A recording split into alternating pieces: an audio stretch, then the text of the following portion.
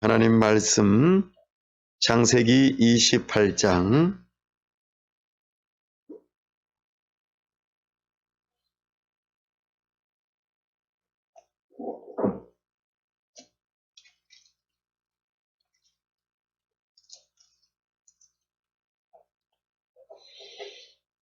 창세기 28장 10절에서 22절 말씀입니다. 한 절씩 교독하겠습니다. 야곱이 브엘세바에서 떠나 하란으로 향하여 가더니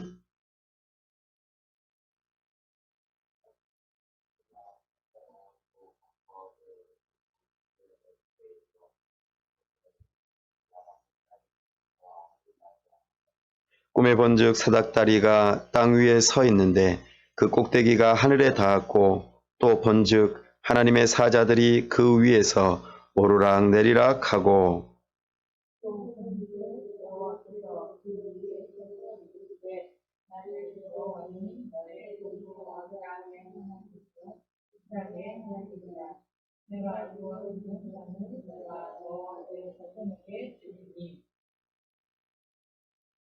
내 자손이 땅에 티끌같이 되어 내가 서쪽과 동쪽과 북쪽과 남쪽으로 퍼져나갈지며 땅의 모든 족속이 너와 내 자손으로 말미암아 복을 받으리라. 내가 너와 함께 있어 내가 어디로 가든지 너를 지키며 너를 이끌어 이 땅으로 돌아오게 할지라. 내가 내게 허락한 것을 다 이루기까지 너를 떠나지 아니하리라 하니라. 야곱이 잠이 깨어 이르되 여호와께서 과연 여기 계시거늘 내가 알지 못하였도다. 그의 두려워하여 이르되 두렵도다 이르시며 그것은 다름 아닌 하나님의 집이요 이는 하늘의 문이로다 하고.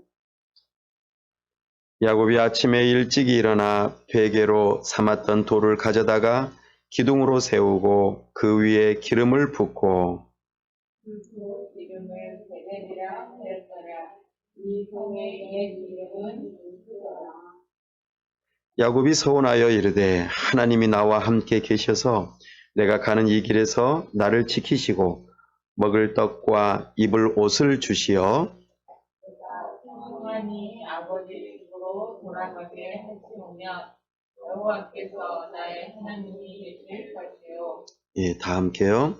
내가 기둥으로 세운 이 돌이 하나님의 집이 될 것이요 하나님께서 내게 주신 모든 것에서 10분의 1을 내가 반드시 하나님께 드리겠나이다 하였더라. 아멘. 기도하겠습니다. 하나님 아버지 은혜와 사랑을 감사합니다. 주일 이후로 3일 동안 지켜 보호하여 주시고 우리와 동행하여 주시며 이 시간도 우리가 정한 시간 기억하여 하나님을 만나 배우고자 나와왔습니다. 이 시간 임재하시며 말씀하여 주시고 우리가 하나님을 더욱더 알 수 있기를 원합니다. 가르쳐 주시고 경험하게 하여 주시고 하나님께서 우리에게 은혜 베풀어 주셔서 늘 함께 하시고 우리를 복의 근원 삼으시고 우리를 통하여 다른 사람들에게도 그 복이 흘러가는 축복의 통로로 사용하여 주옵소서. 이 시간 우리와 함께 하시고 은혜 주시기를 간절히 바라오며 우리 주 예수 그리스도의 이름으로 기도하옵나이다. 아멘.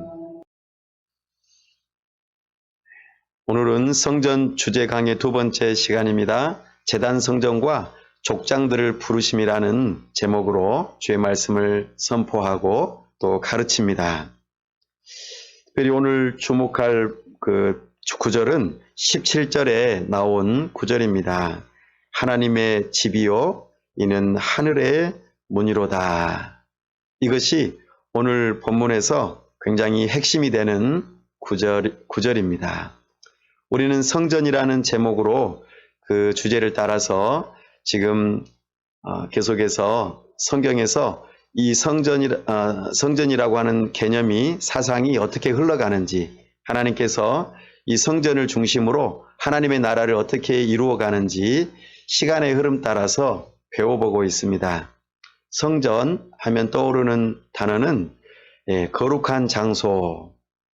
거룩하다 하는 것은 하나님께 구별되어 드려진 것이다.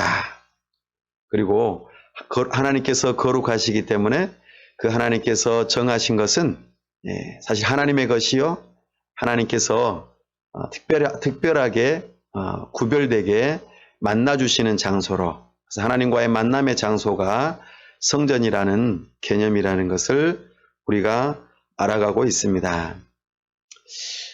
성전은 구약의 창세기부터 시작해서 신약의 요한계시록까지 다양한 이름으로 불리워지고 점점 더 계시가 발전되어지면서 우리에게 더욱더 분명하게 드러나는 모습이 있습니다.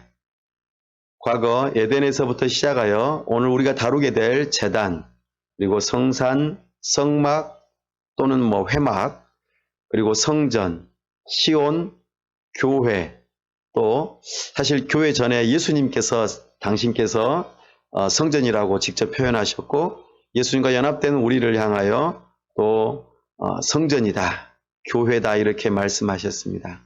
그리고 이제 성이라는 표현도 사용하시고 궁극적으로는 요한계시록에서는 새 하늘과 새 땅이 성전이 되어지고 궁극적으로는 하나님 자신이 성전이심을 우리에게 계시하고 있습니다.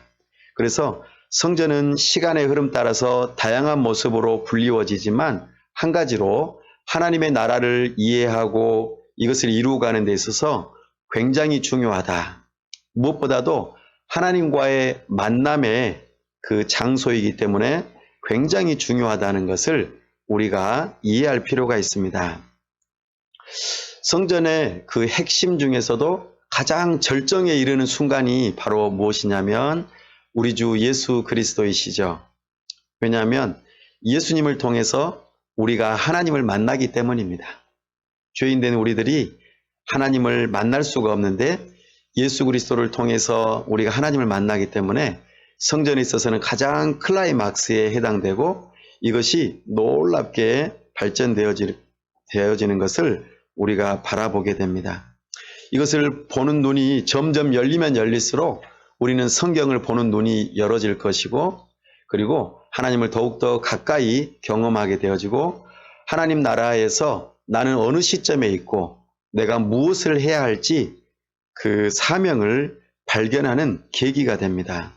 반복적으로 이야기하겠지만 이런 부분들이 우리에게는 너무나도 소중하죠. 지난주에는 에덴이 우리에게는 성전과 같다라고 표현했습니다. 왜냐하면 여기서 우리는 참된 만족을 누릴 수 있고 그리고 또 우리 인생의 목적을 발견할 수 있기 때문입니다. 이 에덴에서는 생명이 공급되었습니다. 하나님을 만나기 때문이죠. 그것에 눈으로 보이는 가시적인 모습으로 생명나무와 강이 흘러가는 것을 바라보게 되었고 특별히 아담을 에덴 동산에 두시어 거기서 경작하게 하시고 지키게 하심으로 하나님을 섬기고 예배하는 것이죠. 그리고 하나님의 말씀을 따라 순종하는 것이 우리의 생명을 지키고 보존하며 또 하나님의 나라를 이루어가는 중요한 사명임을 우리에게 말씀하셨습니다. 그러니 에덴은 하나님의 임재 장소요, 곧 예배의 장소이고 하나님의 형상인 아담이 사명을 받은 장소이기도 합니다. 그래서 우리는 예배자는 선교사다라고 하는 그런 정체성과 사명을 지난 시간에 발견하였습니다. 물론 선교사는 이렇게 그 신학을 하고 또 신학 후에 또 이렇게 선교사로 또 준비되어지고 헌신해서 해외로 나가는 경우를 보통 선교사라고 하긴 하지만 선교사라고 하는 그 이름 자체의 뜻은 하나님으로부터 보냄을 받았다라는 뜻입니다. 하나님께서 예수님을 보내시고 예수님께서 성령 하나님을 보내시는 것처럼 우리를 또한 부르시고 무엇으로요? 예배자로 부르시고 다음에 세상을 향하여서 보내시는 그 하나님께서 우리를 선교사로 부르셨다. 이런 믿음이 우리가 성전을 주제로 살펴볼 때에 주되게 우리가 적용해 볼 수 있는 내용입니다. 특별히 아담에게 주셨던 그 놀라우신 성전에서의 생명과 사명, 이것이 이제는 어떻게 흘러가는가, 바로 노아에게로 흘러가는 것을 우리가 창세기 9장에서 살펴볼 수 있습니다. 아담에게 생육하고 번성하여 땅에 충만하라고 하셨던 그 말씀, 사명이 노아에게도 동일하게 선포되어지고 적용이 되어집니다. 창세기 9장 1절과 7절에서 이 부분을 동일하게 언급하고 있습니다. 하나님께서는 노아에게 생명을 주셨죠. 노아는 위로자입니다. 그리고 죄악이 가득한 그 세상 가운데서 참으로 유일하게 그 가족만 구원을 받았습니다. 하나님께서는 물을 통하여서 새롭게 세상을 창조하시고 아담의 그 후손들 가운데서 유일하게 그들만을 보호하셨습니다. 하나님께서는 이 죄가 가득한 세상 가운데서도 하나님의 나라를 이루어 가시고자 한 사람, 한 가정을 택하시고 그를 통하여 민족을 이루어 가시는 모습을 우리에게 보여줍니다. 그러나 노아도 어쩔 수 없는 사람인가 봅니다. 포도원 범죄를 통하여 그가 술에 취하고 그렇게 벌거벗은 가운데에 참으로 실수하는 그런 모습들 우리에게 보여줍니다. 그럼에도 불구하고 그것이 취소되지 아니하고 계속해서 이루어질 수 있는 중요한 이유 하나는 하나님께서 언약하셨기 때문입니다. 그래서 이 아담의 사명이 노아에게도 이어져 가는 것이죠. 우리가 잘 아는 노아의 세 아들이 있죠. 셈, 함, 야벳. 그 중에서 셈이라고 하는 아들 계보를 따라서 하나님께서 또 한 사람을 부르십니다. 누구입니까? 바로 아브라함입니다. 셈의 그 후예들 가운데서 아브라함을 따로 부르시는 것이죠. 노아 이후로 하나님께서는 생육하고 번성하여 땅에 충만하라, 이것이 나의 뜻이다 라고 하며 온 지면에 사람들을 흩으려고 하였는데, 사람들은 우리가 흩어지는 것을 면하자, 그리고 신할 평지에 모여서 높은 탑을 쌓아 참으로 우리가 도시국가를 이루면서 흩어지지 말자, 여기에서 머무르자, 이렇게 하나님의 뜻을 반하는 일을 또 행하였습니다. 그때 하나님께서는 사람들을 민족별로, 언어권별로 다 흩으시고 나누셨습니다.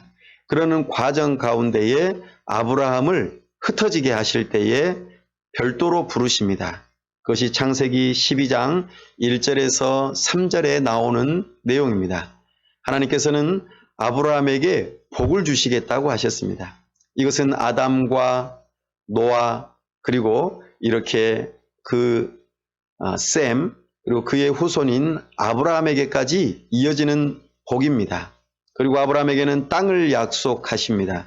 나아가 큰 민족을 이루고 모든 족속이 너로 인하여, 너희의 그 후손들로 인하여 복을 받게 될 것이라고 약속하셨습니다. 그 민족의 이동 가운데에 한 사람을 선택하시고 부르신 것이죠. 이것은 사실 하나님의 은혜입니다. 아브라함이 뭔가 잘나서 부르신 것이 아닙니다.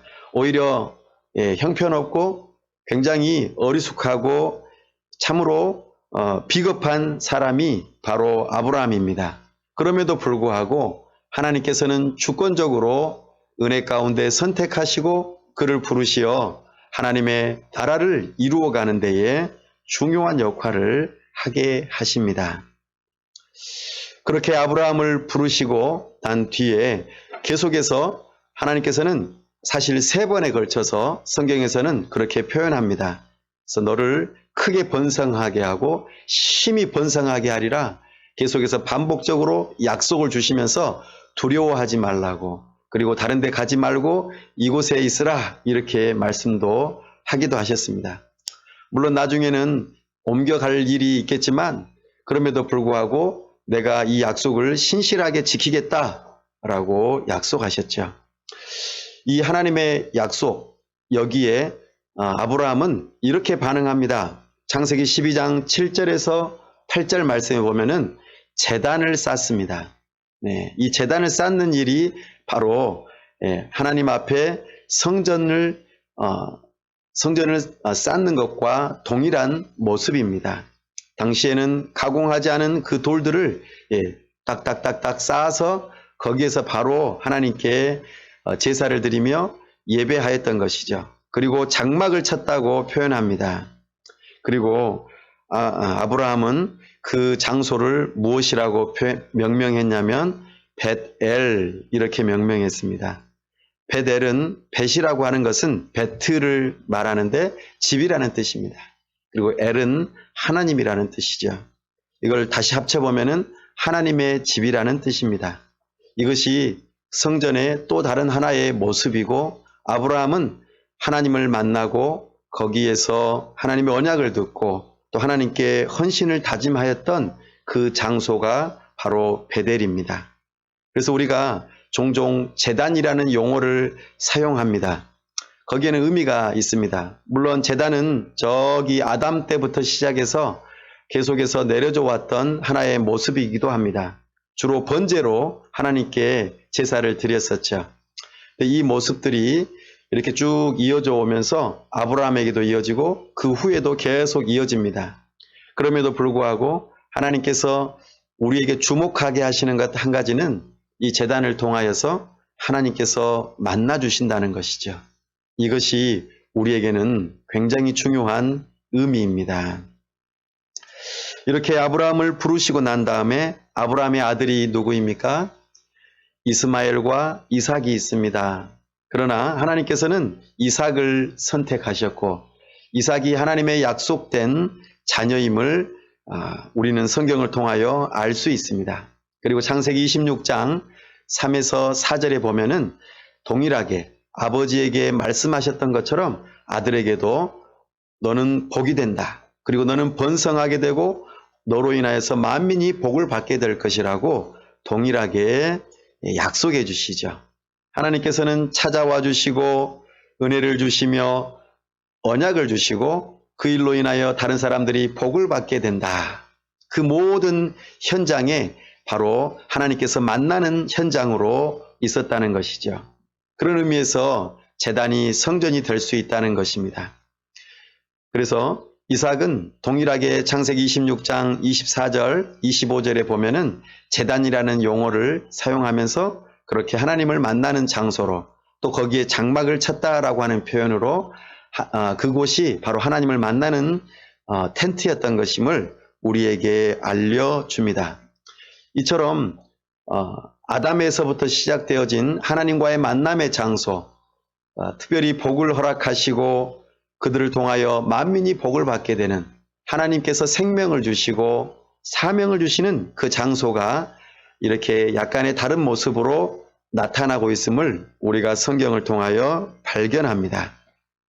그리고 우리가 뒤이어서 또 그 이삭의 아들, 첫째 아들 에서가 아닌 둘째 아들 야곱을 통하여서 동일하게 이 은혜가 이어져감을 우리가 바라보게 됩니다. 오늘 읽었던 본문과 더불어 창세기 35장 9절에서 15절에서도 동일하게 그렇게 표현하고 있습니다. 너는 복이다. 그리고 너는 너의 이름이 이제는 이스라엘로 바뀔 것이다. 너는 생육하고 번성하여 땅에 충만하라. 이런 약속을 동일하게 주시지요. 그때에 또 동일하게 야곱은 제단을 쌓고 그곳이 바로 아브라함이 이름을 지었던 베델, 그곳에서 하나님을 만났던 것을 우리로 하여금 알게 합니다. 이처럼 하나님의 약속, 또 하나님을 만나는 그 장소가 역사성이 있음을 우리에게 교훈해주고 있습니다. 특별히 오늘 우리가 읽었던 본문으로 잠깐 더 돌아가 보면은요, 10절에 보면은 야곱이 부엘세바에서 떠나 하란으로 향하여 가더니, 아멘. 야곱이 왜 부엘세바를 떠날까요?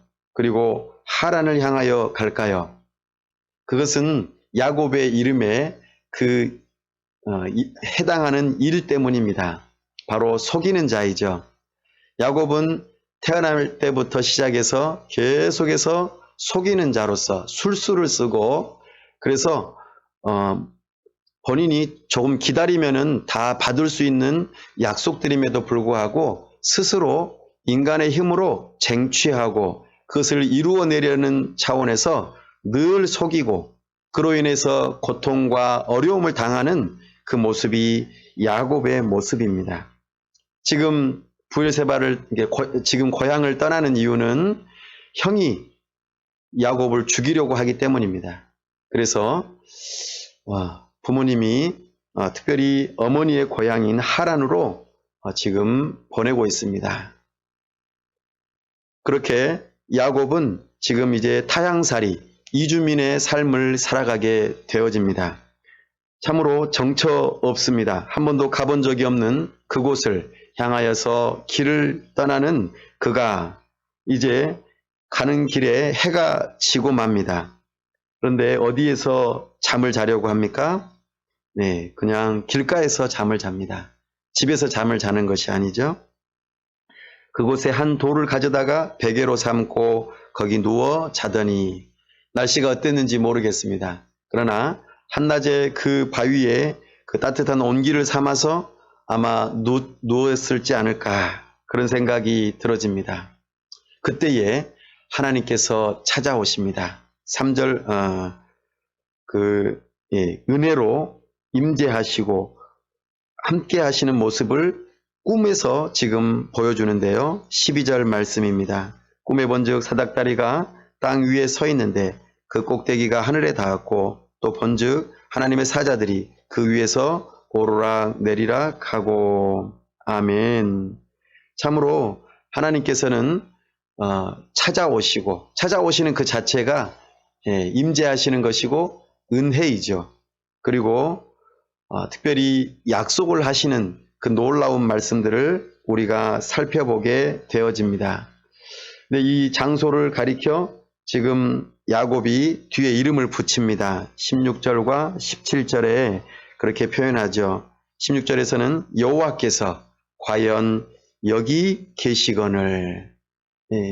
야곱은 하나님의 이름을 정확하게 표현했습니다. 여호와라고 말이죠. 여호와는 언약의 하나님입니다. 하나님이라고 표현해도 좋지만 하나님이라고 표현할 때는 전능하신 하나님으로 보통 표현되어지고 창조주 하나님을 표현할 때에 보통 하나님 이렇게 표현하고 여호와 하나님 이렇게 표현하면 언약을 하시고 그것을 반드시 지키시는 하나님이신 것을 우리에게 보여주시는 것이죠. 그래서 야곱은 여호와 이렇게 표현하고 있습니다. 이것은 아마도 할아버지 또 아버지 또 이렇게 쭉 그 대를 이어가면서 그 여호와라고 하는 그 이름을 교육받았기 때문일 것입니다. 그래서 하나님께서 지금 계신다라고 하는 것에 대한 하나님의 임재의식을 느끼고 있습니다. 바로 그곳이 17절에 보니까 바로 하나님의 집이요 하늘의 문이라 이렇게 표현하고 있습니다. 베델입니다. 우리 하나님을 만나는 그 집, 장소 이것이 곧 성전인 것이죠. 여기에서 누굽니까? 우리 야곱은 사닥다리를 본 것입니다. 사닥다리는 꿈에서 어떤 모습이었습니까? 바로 하나님의 사자들이 오르락 내리락 한다.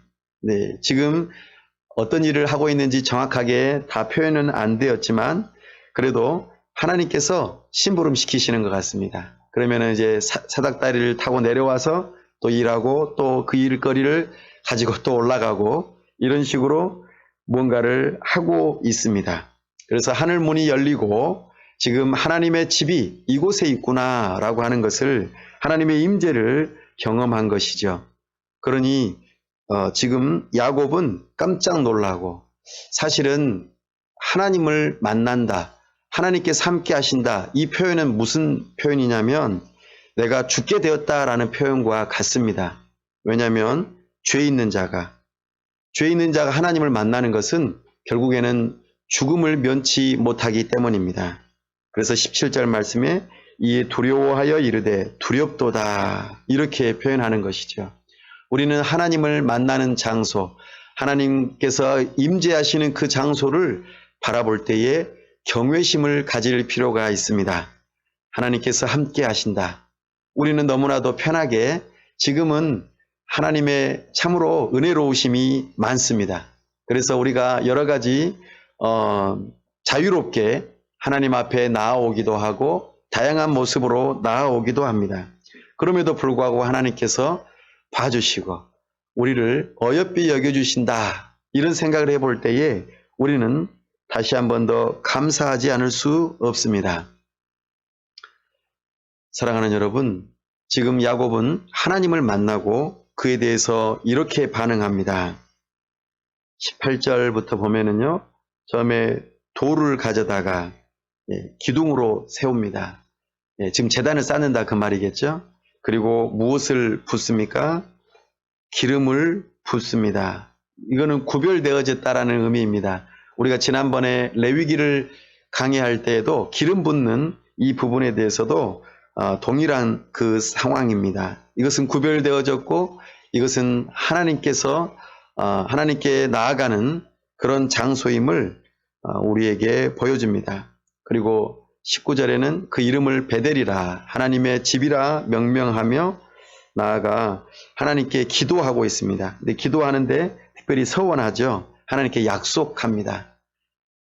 어떤 걸 약속합니까? 하나님께서 함께 하셔서 먹을 것, 입을 것, 의식주 문제를 해결하고 그 다음에 다시 돌아오게 하시면은 이제 이것은 야곱의 굉장한 또 그런 굉장히 거래를 잘하는 것 같아요. 야곱은 왜 이렇게 하는지 하나님을 분명히 믿는 믿음이 있는 것은 분명한데 하나님 앞에 거래하는 듯한 표현을 하고 있습니다. 그러면서 나의 하나님이 되어 주십시오 라고 하면서 특별히 그가 약속하기를 10분의 1, 11조를 하나님께 드리겠습니다. 이것은 이제 모든 것이 하나님의 것입니다. 저는 하나님의 것입니다 라고 하는 것을 신앙 고백하는 하나의 모습이겠죠.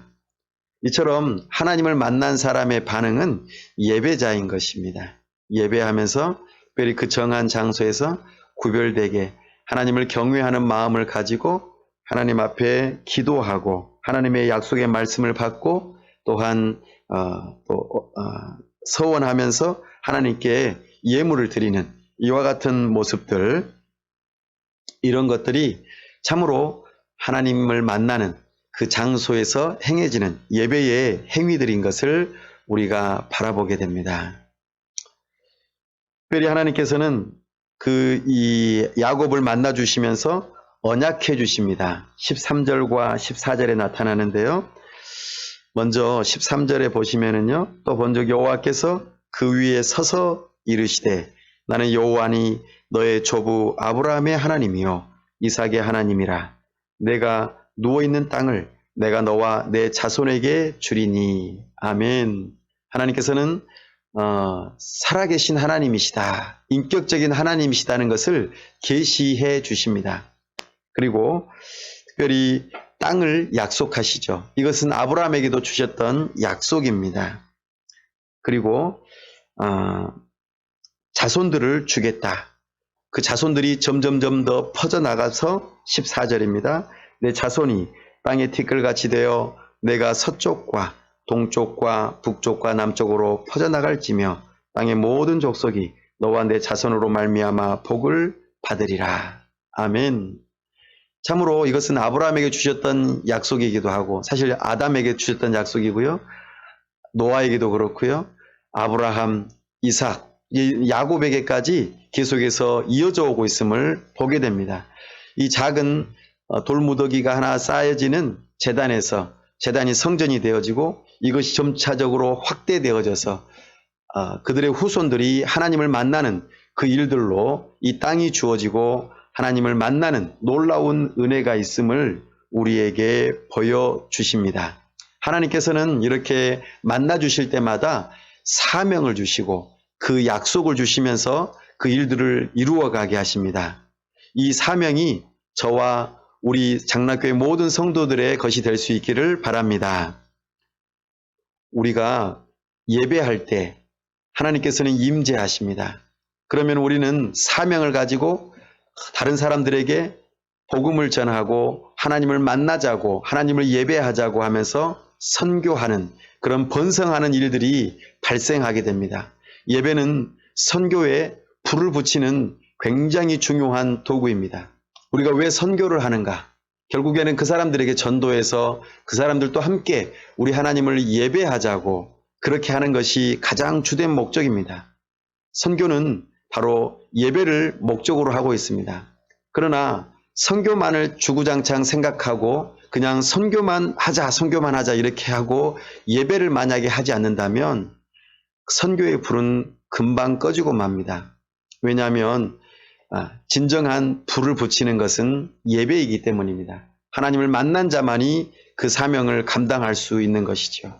그래서 우리는 때로는 전도하고 또 선교하고 그 여러 가지 교회를 세워나가는 일들을 하다가도 지치고 힘들고 또 이렇게 그만두고 싶은 그런 생각이 들 때가 많이 있습니다.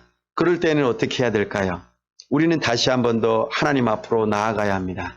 그리고 하나님을 만나는 그 자리에서 사명감을 고취해야 합니다.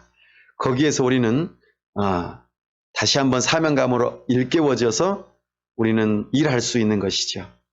우리는 이 원리를 잘 기억하고 우리의 삶에서 적용할 수 있기를 바랍니다. 나의 삶 가운데 힘들고 어렵고 괴롭고 그래서 점점 더 다운돼서 아무것도 하고 싶지 않을 때 그때는 내가 예배하러 나아가야겠구나. 은혜의 자리로 나아가야겠구나 라고 여기시기 바랍니다. 15절 말씀에 내가 너와 함께 있어 내가 어디로 가든지 너를 지키며 너를 이끌어 이 땅으로 돌아오게 할지라 내가 내게 허락한 것을 다 이루기까지 너를 떠나지 아니하리라 하신지라. 아멘. 함께 하심. 이것을 네 글자로 다시 달리 표현하면 임마누엘입니다. 하나님이 우리와 함께 하신다. 임마누엘은 누구의 별명입니까? 바로 우리 주 예수 그리스도의 별명입니다. 하나님이 우리와 함께 하신다. 지금 하나님께서 야곱에게 함께 해주시겠다고 약속하십니다. 지켜 보호하시겠다고 약속하십니다. 이 땅으로 돌아오게 하시겠다고 약속하시고 내가 너를 통하여 이룰 그 모든 일을 다 이루기까지 너를 결코 떠나지 않겠다고 약속하십니다. 그 임마누엘 되신 하나님께서 오늘 우리와 함께 하십니다. 예수님께서 우리와 함께 하십니다. 예수님께서 성령 하나님을 우리에게 보내주시고 우리를 성전 삼으시고 예수님과 믿음으로 연합된 우리를 세상 끝날까지 지켜 보호하시겠다고 약속하십니다. 그러니 우리는 무엇을 해야 합니까? 땅끝까지 이르러 주님의 증인된 삶을 살아가는 것입니다. 사랑하는 여러분, 이 세상은 과거 아담 이후로 점점 더 죄가 가득해지고 그래서 관영해져 아구까지 다 차서 하나님께서는 노아의 시대에 심판을 물로 심판하셨습니다. 그 이후로도 계속해서 죄는 없어지지 아니하고 계속해서 차오르고 있습니다. 만연한 죄가 가득해져 가고 있습니다. 뿐만 아니라 하나님께로부터 부름받은 종들도 때로는 죄악된 모습들을 연약한 모습들을 보이고 있음을 우리는 성경을 통하여 발견합니다. 오늘 본문의 주인공인 야곱도 속이는 자, 이렇게 속이는 자로 소개되어지고 있습니다. 참으로 부족하고 죄악된 모습입니다. 그럼에도 불구하고 하나님께서는 주권적으로 아브라함에게 약속하셨던 것, 이삭에게 약속하셨던 것을 야곱에게로 이어져 가게 하시면서 하나님의 뜻을 이루어 가시는 모습을 발견합니다. 저는 사실 잘 이해가 되지 않습니다. 하나님, 왜 이런 사람 쓰십니까? 좀 괜찮은 사람, 멋진 사람, 의로운 사람 쓰시면 안 됩니까? 라고 말이죠. 혹시 여러분들은 그러지 않습니까? 하나님께서는 이 연약한 사람, 죄악된 종이지만 부르시고 하나님의 뜻을 이루시고자 만나주시고 언약하시고 그 뜻을 다 이루시겠다고 약속하셨습니다. 만약에 야곱이 행한 그 행위대로 하나님께서 그 일들을 행하셨다면 하나님께서는 몇 번이고 그만두셨을 것입니다. 나 너랑 일 안 해. 라고 말이죠. 그러나 하나님께서는 신실하시게 스스로 언약하시고 이 일들을 주권적으로 이루어 가십니다. 여기에 은혜가 있습니다. 나는 비록 연약하고 부족하고 이렇게 야곱처럼 엉터리로 그리고 수십 년을 속이는 자로 살아가면서 고생하다가 결국에는 하나님께 붙들림 받아 이스라엘이라고 하는 이름으로 바뀔 때까지 참으로 하나님께서는 이 사람을 계속해서 만지시고 바꾸어 가시면서 하나님의 뜻을 이루어 가시는 것을 바라보게 됩니다. 하나님께서는 이런 분이십니다. 그러니 위로가 되지 않습니까? 우리는 비록 연약하고 참으로 부족하고 또 때로는 죄악된 모습을 보이지만 우리 하나님께서는 우리를 부르시되 참으로 만나주시고 예수님과 연합된 하나님의 성전 삼으시고 우리를 통하여 하나님의 나라를 이루어 가고 싶다고 천사도 흠모할 만한 그 놀라운 사명을 우리에게 맡겨주셨습니다. 이 사명을 우리는 겸손하게 또 기쁨으로 받을 수 있기를 원합니다. 그렇게 하나님께서는 야곱을 쓰셨는데 나도 쓰실 수 있다. 이런 믿음을 가지고 하나님께 쓰임받을 수 있기를 바랍니다. 말씀을 마무리합니다. 죄악이 가득한 세상 가운데서는 하나님께서 하나님의 나라를 이루어 가시겠다고 약속하셨고 그 뜻을 포기하지 아니하시고 이루어 가시는데 한 사람을 부르신다는 것입니다. 사람을 부르시고 그 일들을 이루어 가십니다. 한 사람, 한 가족, 그리고 그들을 통하여 한 나라를 이루어 가시고 그 가운데서 하나님의 사람, 특별히 주님의 성전 되신 예수 그리스도를 이 땅에 보내주시고자 이 일들을 이루어 가시는 놀라운 하나님의 섭리를 바라보게 됩니다. 그 일을 항상 이루시고자 할 때마다 하나님께서는 먼저 찾아와 임재해 주시고 거기에서 제단을 쌓게 하시고 성전 되게 하시고 거기에서 언약의 말씀을 주시고 그 일들을 하나하나 삶의 여정 가운데서 성취해 나가시는 이 모습, 이 하나님의 열심이 하나님의 나라를 이루어 가신다는 이 모습을 우리가 발견합니다. 이 일에 우리를 초대하셨습니다. 이 일에 우리를 부르셨습니다. 영광스럽게 생각하고 다시 한 번 더 감격하며 우리의 사명을 잘 감당할 수 있기를 간절히 바랍니다. 기도하겠습니다. 하나님 아버지, 은혜와 사랑을 감사합니다. 우리가 무엇이간데 찾아오시고 복음을 들려주시고 말씀하여 주시고 약속하시며 우리의 구원을 온전하게 이루시되 우리를 축복의 통로로 삼으셔서 다른 사람들에게 열방 가운데 우리를 사용하시는지 얼마나 감사한지 모르겠습니다.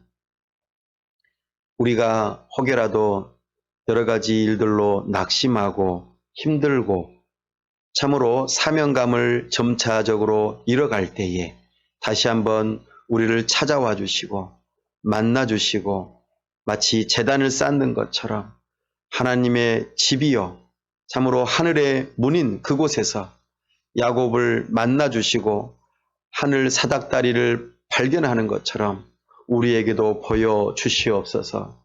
하나님 아버지 말씀하여 주옵소서. 우리가 다시 한번 새 힘을 얻고 우리가 사명감을 가지고 우리 주님의 몸된 교회를 아름답게 세우고 섬김으로 하나님의 나라를 이루어가는 이 마지막 시대에 우리를 사용하여 주시옵소서. 우리 하나님께서 지켜보호하시고 힘주시기를 간절히 바라올 때 우리 주 예수 그리스도 이름으로 기도하옵나이다. 아멘.